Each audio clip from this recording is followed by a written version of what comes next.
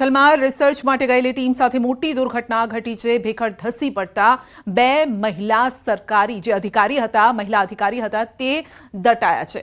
એક મહિલા અધિકારીનું મોત થયું છે, બીજાને બહાર કાઢવાની કામગીરી હાથ ધરાઈ છે। ફાયર બ્રિગેડ, પોલીસ અને 108ની ટીમ સ્થળ પર પહોંચી છે। રેસ્ક્યુની કામગીરી પણ હાથ ધરાઈ છે।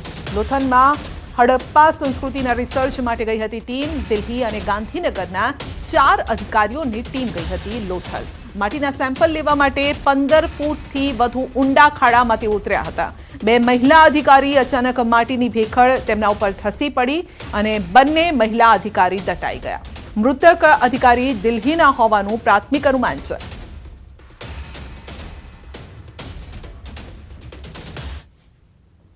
કે મારા વિસ્તારમાં આવતું લોથલમાં દિલ્હીથી આવેલી આઈટીઆઈની વિદ્યાર્થીનીઓમાંથી એ જૂનું લોથલ જે છે ત્યાં આગળ માટીના નમૂના લેવા માટે એ દીકરીઓ અંદર ખાડામાં ઉતર્યા હતા। એમાં કંઈક ભેખડ ઘસવાથી એક દીકરીનું કદાચ અવસાન થયું, સમાચાર પાકા નથી પણ છે, અને એક દીકરીને એને હોસ્પિટલમાં દાખલ કર્યા છે અને એકને બગોદરા પીએચસીમાં પીએમ માટે લઈ ગયા છે। અને હું તાત્કાલિક આ મિટિંગમાંથી નીકળી અને સીધો સ્થળ ઉપર જઉં છું।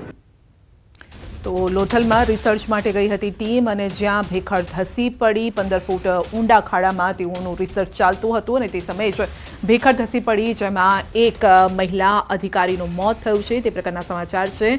અને તેઓ બીજા એક જે અધિકારી છે તેઓની સારવાર પણ ચાલી રહી છે। તો જેમનું મોત થયું છે તેઓ દિલ્હીથી આવ્યા હતા રિસર્ચ માટે, તે પ્રકારની વિગતો પણ સામે આવી છે। ગુજરાતમાં પણ એનસીપીમાં પડ્યા છે બે ફાંટા। અજીત પવાર ગ્રુપ અને શરદ પવાર ગ્રુપના બે ફોટા। જિલ્લા પંચાયતની ચૂંટણી પહેલા એનસીપી બન્યું છે સક્રિય। અજીત પવાર ગ્રુપ ગુજરાત એનસીપી પ્રમુખ તરીકે નિકુલસિંહ તોમરની કરી છે વરણી। પ્રમુખ બન્યા બાદ એનસીપીએ ગુજરાતમાં જાહેર કર્યું નવું સંગઠન। ઉપપ્રમુખ, મહામંત્રી, શહેર પ્રમુખોની નિમણૂક। આવનારી જિલ્લા પંચાયતની ચૂંટણી લડશે એનસીપી। તો ગઠબંધન વગર એકલા હાથે એનસીપી જિલ્લા પંચાયતની ચૂંટણી લડશે। નશાબંધી, યુવાઓ, ખેડૂતોના પ્રશ્નોને લઈને પ્રજાની વચ્ચે જશે।